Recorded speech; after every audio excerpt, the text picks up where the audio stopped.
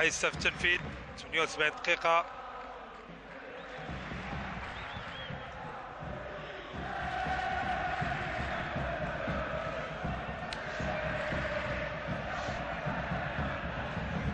حيسه كيرفع كرة أمامية ونراسية فرصة.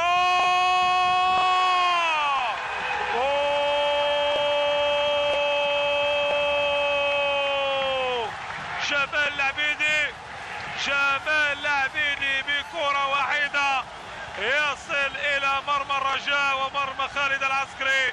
هدف مقابل لا شيء لصالح فريق الحسنية.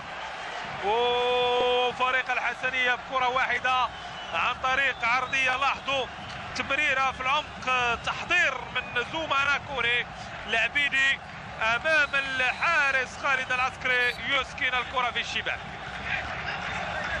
هدف مقابل لا شيء، هدف مقابل لا شيء. تتغير النتيجة في هذه الأثناء، تتغير النتيجة ب10 لاعبين. يتقدم فريق الحسنية أمام فريق الرجاء. إذن هدف مقابل لا شيء عن طريق جمال العبيدي بعد تحضير من زوما ناكوني.